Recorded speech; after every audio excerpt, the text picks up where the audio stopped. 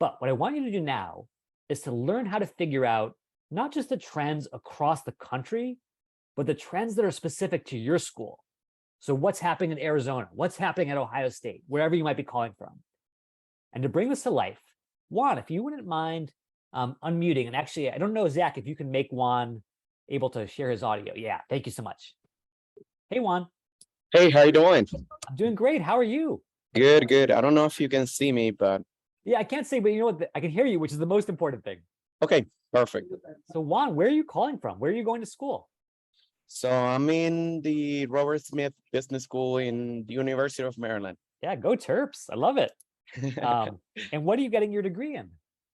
So it's an MBA, and I'm doing a technology management certificate. Very So cool. trying to kind of like transition into big tech. Very cool. And are you focused on like product management or something more technical? I'm like at the very beginning of like trying to kind of Yeah. figure So it you're just out. trying to figure it out, right? Absolutely. Yeah, totally. And I was exactly in your shoes 10 years ago. So I get it. But let me show you how you can kind of build your own crystal ball specific to the Smith School, and also how all your classmates around the country can do the same for their alma maters. So what you're going to do is you're actually going to come to a tool that I worked on when I was at LinkedIn, which is called the alumni tool. And so what you can do here is you can pull up the Smith School at the University of Maryland, and everyone else feel free to do the same thing for Tepper or Haas or wherever you're calling from. Come click on that school page, and then specifically click on this alumni tab. This is the thing that I worked on. Oh, wow, that's cool. And the really beautiful thing is twofold, actually. Number one, it gives you access to all the alums. And so you can see traditionally a lot of people going to Deloitte, EY, Amazon, Capital One, of course, down there in the Virginia area. But one thing you can do in particular is you say, you know what? The Smith School has been around for a while. I don't want to focus on where people went 30 years ago. I want to focus on where they went 3 months ago. How does that sound, Juan? Oh, that sounds great.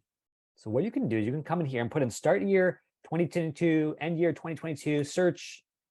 And what you're going to have is the most recent class and those trends. And as you can see, some of these trends are a little different than the historic ones. So for example, PwC made it into the top 4, even though it wasn't even in the top 6 or 7 historically. So they may be a rising employer. And I know that's probably not as relevant to you because you want to be in big tech. Yeah. But if you're focused on big tech, absolutely Amazon. Right. Let's see, but some others. One other thing you can do is you can always filter by specific function. So let's say of the most recent class, who went in to say product management or a tech function? So let's put in product up here just to make it a little more interesting.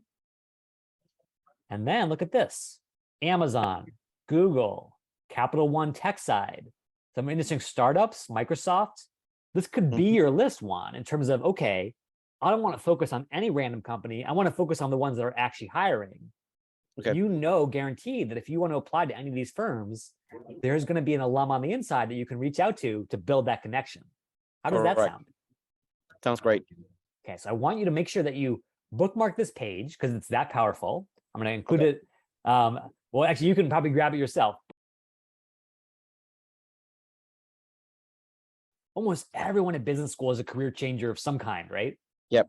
Former teacher going into tech, former chef going into consulting. So one really cool thing you can do is if you want to learn about that transition, what if you could find someone who was a former accountant who became a product manager? Would that be interesting? Oh, that will be awesome. Basically the exact path you want to go down, right? Right. So check this out. So if we go out of the University of Maryland world and just into LinkedIn in general, 800 million profiles, I guarantee you someone has been down that path before. Okay. So let's search for an accountant. Okay, so that's someone who has it somewhere on their profile. So sure enough, most of these people are still accountants today, right? Right. But now we're going to go to all filters. We scroll all the way to the bottom and we put in product manager under title. So this is someone who has accountant somewhere on the profile, somewhere in their history, and now has become a product manager today. And sure enough, look at this. This guy is a product manager at Brex, and he used to be an accountant. This person's a product manager and used to be an accountant, right? Okay. Same for Amazon. these are the people who are living proof that what you want to do on is totally possible. You just got to learn from them. Okay. And so in a couple sections, we're going to talk about how to do that outreach. But for now, just know it's totally possible. Okay, Juan?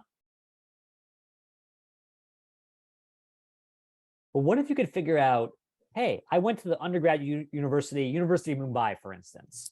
Is there some opportunity to figure out where Mumbai grads have ended up when they've come to the US? Because I know that by definition, if they're here, they probably got sponsorship. And that'll give me a good sense of who's actually sponsoring. So I come over to the University of Mumbai.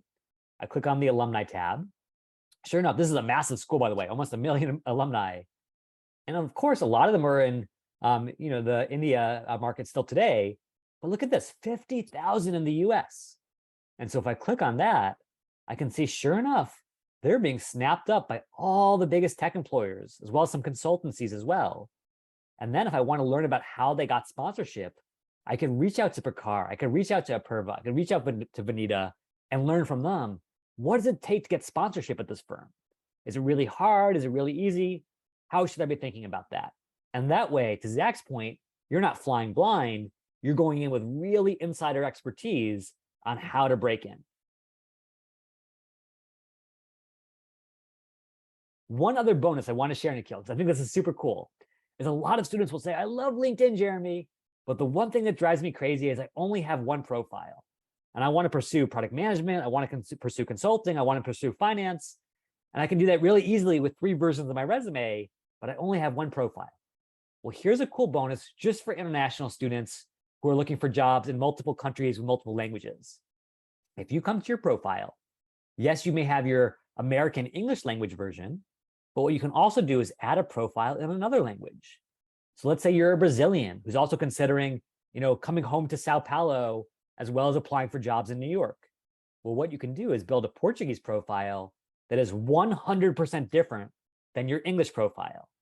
And so the recruiter at JP Morgan sitting in New York City sees a very different version of your story than the recruiter in Sao Paulo over at McKinsey. And that way you can have 2 different profiles that are completely optimized for those audiences. Just a little bonus, Nikhil. And so there is a brand new tool called Future of Skills. And you can tell it's brand new because it's not even on LinkedIn yet.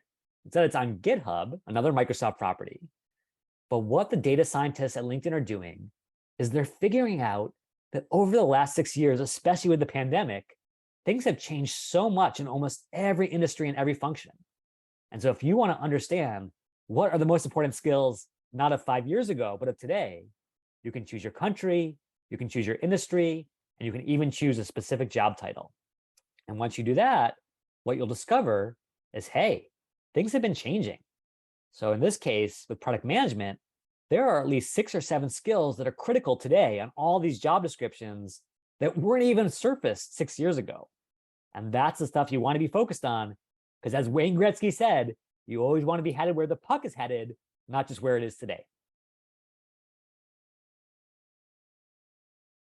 I'm going to show you another tool. By the way, everything I'm showing you today is totally free. So check out jobscan.co. And what JobScan will do is it will give you X-ray vision into the LinkedIn algorithm, which is basically the same as the applicant tracking system algorithm. This is how recruiters scan for, are you a good fit or not? So B, do you mind if I pull up your profile, not to criticize it, but to give it some love? Yeah. Okay, I love that. And everyone, send a little love to B in the Q&A if you don't mind, because it takes a lot of guts to put yourself out there. Okay, so let's pull up B. And there she is. And on B's profile, you already have all these great keywords here. So you have data analyst, you have agile, you have GIS. Let's get you credit for all those great things by pasting them right into JobScan. And then we're going to compare it side by side with the specific keywords right out of the job description. Does that make sense so far, B? Yes. Okay, so basic pattern matching, right? Here's what the recruiters want. Here's what B has. And now is your moment of truth, B. We are going to see what LinkedIn and recruiters will never tell you, which is how strong are you matching with their job? So this is your match rate. This is what's driving the LinkedIn algorithm. It's what's driving the applicant tracking system algorithm. And most importantly, here are the specific things that are driving that score. So here are the most important keywords right out of the job description. And then here's how often they appear on your profile or your resume. Got it. So I have a question for you, B. Mhm. Have you ever done anything in your experience with user acceptance testing, Yeah. with Jira, with a SaaS business, triaging sort of emergencies, anything like that? Yes, definitely for UAT and Jira and SaaS. Oh, beautiful. So if you wanted to incorporate that into your profile, B, so you're getting credit for it, where Mhm. would you want to do that? Any guesses? To each If anyone position. else has ideas, let B know in the Q&A. Support your fellow students. So I'll tell you, B, here's a good thing. There are at least 4 sections that are super easy to incorporate. So Gade and another classmate also say skills. That's absolutely the easiest. So check this out, B. You are entitled to list 50 skills on LinkedIn. And you're almost there, which is awesome. But you have 4 slots left. So that would be a great place to put in UAT. Okay, B? Got That's it. one place.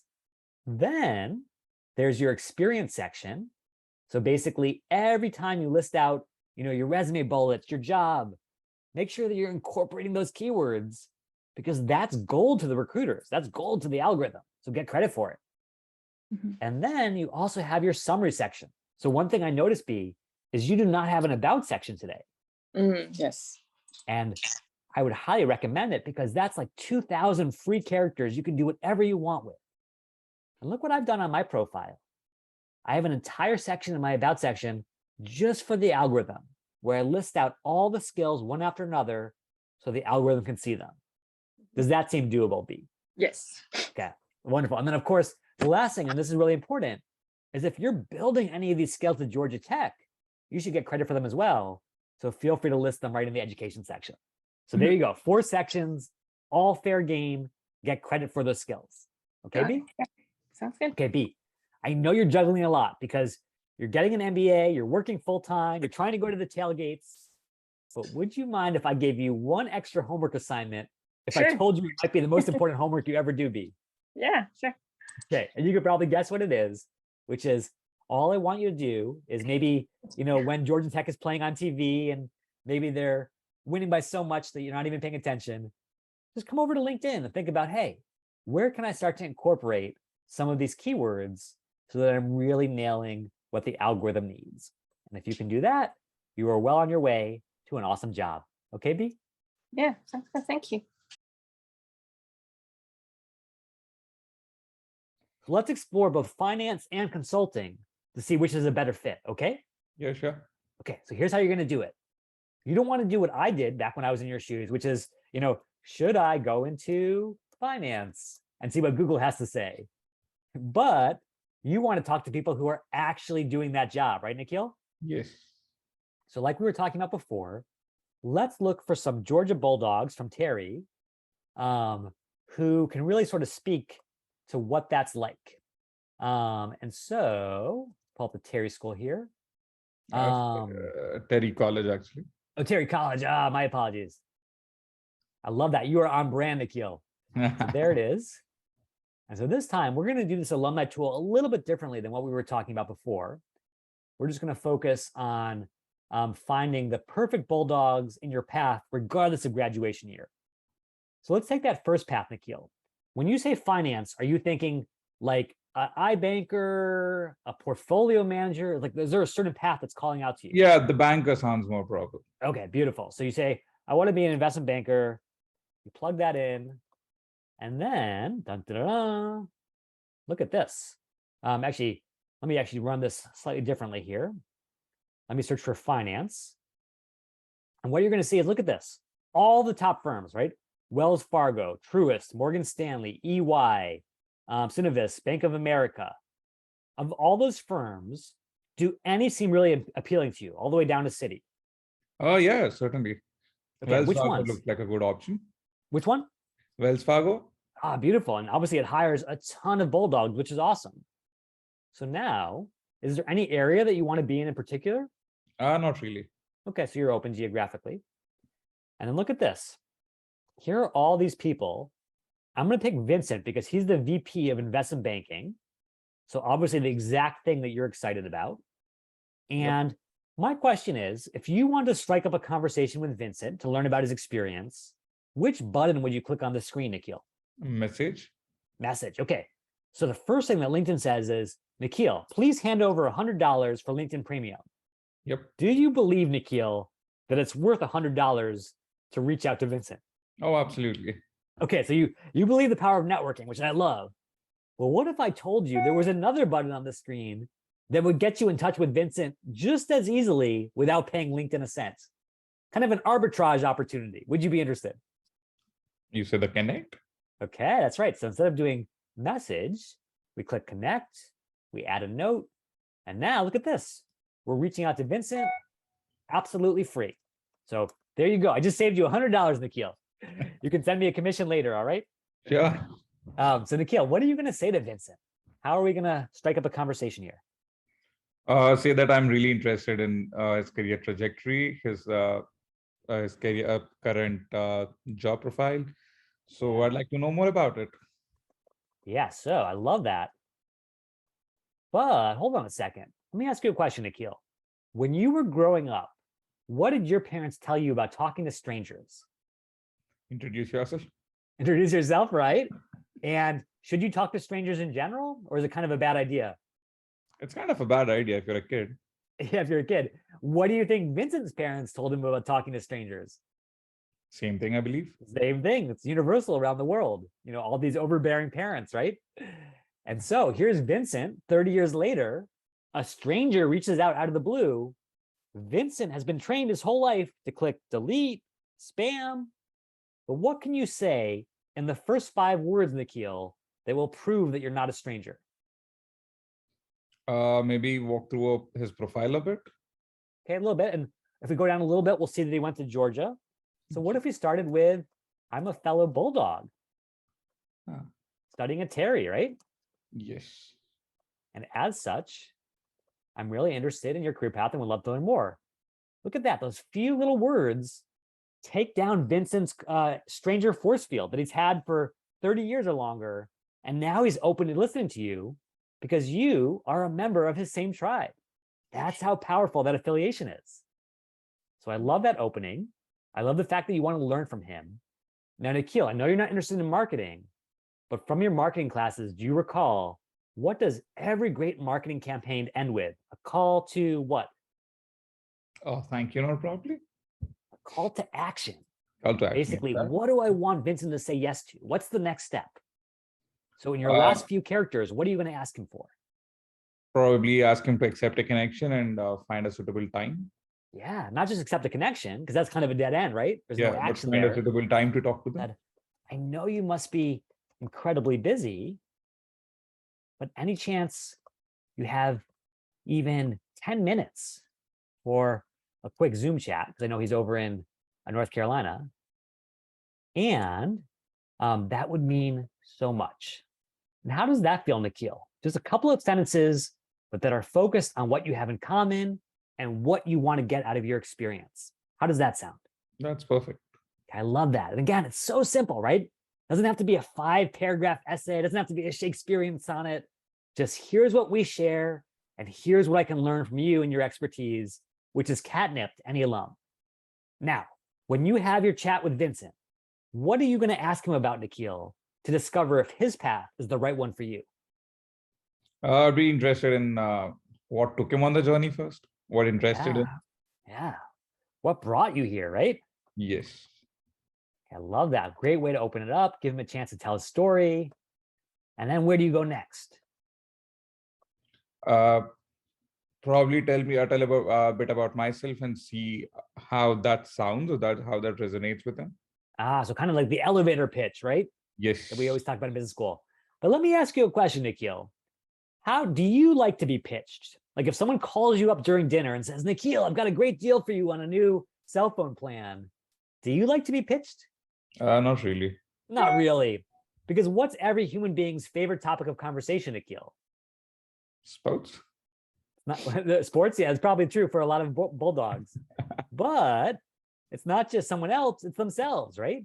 Yes. Let's keep the focus on Vincent. Maybe what we'll say is, Vincent, just tell me, what do you do all day, right? Uh-huh. Like, what does it even mean to be an iBanker, especially at Wells Fargo? Sure. And now he's going to tell you, hey, I spend all my day working with clients. I'm trying to figure out new deal structures. I'm looking for opportunities. You're getting a real sense of what it's like on the inside.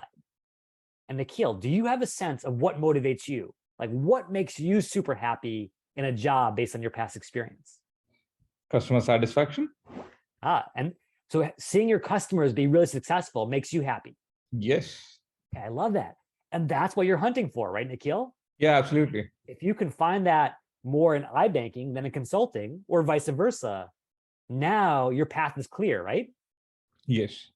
Instead of being in that 80% who has to quit their first job because it's such a bad fit for them, you're in that blessed 20% who's building a career that you can love. How does that sound, Nikhil? Perfect. Nikhil, you've just demonstrated the most important thing that every business can do. Learn it in the most cost-efficient, effective way possible.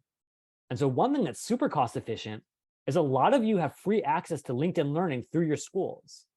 And so, for example, if you don't want to take, a 30-hour course, if you want to take a 1-hour course just to get dangerous enough, what you can do is come over here, go to LinkedIn Learning, and what you will discover is for pretty much every skill you want, there's going to be a course that will get you what you need really quickly. 3 hours, 43 minutes. And again, it's all going to be free, paid for by your university. And oh, by the way, even if your university doesn't pay for it, LinkedIn Learning has partnerships with almost every public library in America. So if you go to your local public library in Atlanta or Charlotte or wherever you are, chances are they'll give you free access. Why is this phenomenon so stark? Like, if you were a recruiter at McKinsey, why would you prefer referred candidates over candidates coming in online? Because it builds the trust that the candidates you already have with the candidates, and then no one's going to refer you a bad candidate, or That's right. kind of builds a rapport. Yeah, it just goes back to that peer experience of being a recruiter, right? Here you are buried under the crush of 10,000 resumes. These are all strangers. You don't really know if they're being honest with you or not. And now one of your colleagues turns to you and says, Ayush, I've got this awesome candidate you must check out.